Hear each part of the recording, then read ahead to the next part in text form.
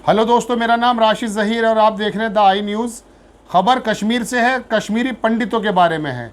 पूरे हिंदुस्तान को मालूम और पूरी दुनिया में भी चर्चा का विषय है कि प्रधानमंत्री नरेंद्र मोदी ने कल एक मुलाकात की, यानी कि 24 जून को एक मुलाकात की कश्मीर के उन तमाम राजनीतिक पार्टी के लोगों से और कश्मीर के बारे में मशवरा किया। लेकिन जिस मुद्दे को लेकर भारतीय जनता पार्टी केंद्र तक आई है, कश्मीरी पंडितों को 370 कश्मीरी पंडितों को उसमें शामिल नहीं किया गया है, जिसकी वजह से कश्मीरी पंडित जम्मू की सड़कों पर उतरकर इसका विरोध बता रहे हैं और प्रधानमंत्री नरेंद्र मोदी से नाराज़गी व्यक्त कर रहे हैं। आप देख सकते हैं, खबर आपकी स्क्रीन पर है।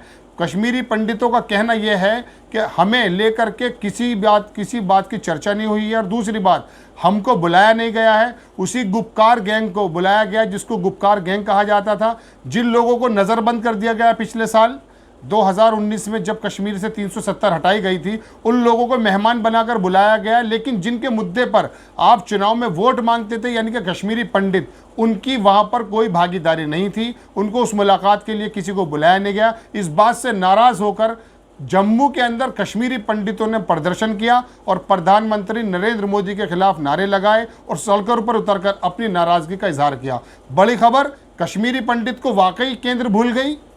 8 पार्टी के 14 लोगों को पार्टी के अंदर बुलाया, मीटिंग के अंदर बुलाया और उन लोगों को बुलाया जिन लोगों को 2019 में नज़रबंद कर दिया गया था।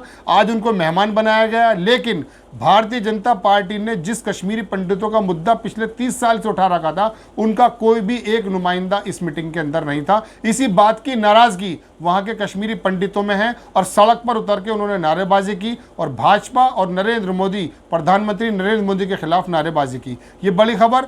अब इसके बारे में हम आपको बता देते हैं कि ये मुद्दा 30 बरस हो गए वहाँ से कश्मीरी पंडितों को जिस समय निकाला गया, आपको सबको मालूम है। और ये डिबेट की चर्चा भी रही और कोई भी भारतीय जनता पार्टी का नेता कश्मीरी पंडितों के बिना कोई भी डिबेट शुरू नहीं करता था। अक्सर कश्मीरी पंडितों के बारे में बात होती थी, उन्हें स्थापित करने की बात होती थी। लेकिन ताज़ा सर्वे के मुताबिक मैं आपको बताता हूं कि जब से वहां पर 370 हटाई गई है, वहां पर कोई भी ज़मीन नहीं खरीदी गई। 0.5% एक अनुमान के अनुसार वहां पर ज़मीन खरीदी गई है, जो वहां पे बाहर के लोगों ने खरीदी। और इन 7 वर्षों में 2014 से लेके और 2021 अब चल रहा है, कश्मीरी पंडितों को वहां पर बसाने की कोई प्लानिंग नहीं की गई। हालांकि महबूबा मुफ्ती के साथ भारतीय जनता पार्टी ने सरकार बनाई और मैं आपको फिर दोबारा बता देता हूं कि इस 7 वर्ष के अंदर भी कोई भी केंद्र का, भारतीय जनता पार्टी का कोई भी कदम ऐसा नहीं था जहां पर वहां पर विस्थापित कर दिए गए थे, कश्मीरी पंडित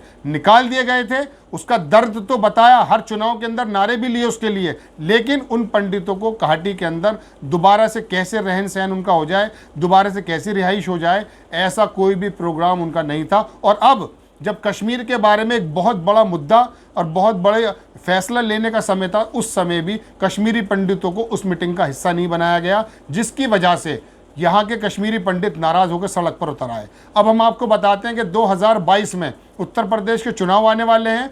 आप सभी को मालूम होगा कि एक खास तरह का जिक्र चल रहा है, एक मुद्दा बना हुआ है कि किस तरह से ओबीसी को, यानी कि जो बैकवर्ड क्लासेस वोट हैं, उनको कैसे रिझाया जाए। इसके बारे में जिक्र चल रहा है। हर चुनाव में भारतीय जनता पार्टी एक मुद्दा बनाती है।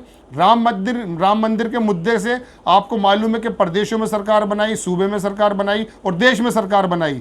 हर चुनाव में एक मुद्दा हो जाता है, लेकिन जब वो बात पूरी हो जाती है, उस मुद्दे से नज़र हटा ली जाती है। इसी तरह से 2019 के चुनाव में प्रधानमंत्री नरेंद्र मोदी और भारतीय जनता पार्टी की जो जीत हुई थी, उसके अंदर 370 हटाने का एक बहुत बड़ा रोल था और हर चुनाव के अंदर 370 का जिक्र भी करते थे और इस बात का श्रेय लेने की कोशिश करते थे कि हमने वो कर दिखाया जो अब से पहले किसी सरकार ने नहीं किया। लेकिन कश्मीर की एक बेसिक प्रॉब्लम, वो हज़ारों लाखों की तादाद में जो कश्मीरी पंडित रातों रात घर से बेघर कर दिए गए थे, और उस समय वीपी सिंह की सरकार थी और जगमोहन, जो इनकी भारतीय जनता पार्टी अटल बिहारी वाजपेयी की सरकार में मंत्री भी रहे, उस समय वो गवर्नर थे। और मैं आपको बता दूं कि 1990 में जब कश्मीरियों को वहां से निकाला गया, यही भारतीय जनता पार्टी अपने सहयोग से केंद्र में वीपी सिंह की सरकार चला रही थी। अगर कश्मीरी पंडितों का दर्द आरएसएस को उस जमाने से है, तो ये चाहते तो वीपी सिंह की सरकार उस वक्त गिरा सकते थे और जगमोहन से भी बोल सकते थे। और वहाँ के, बल्कि कश्मीर के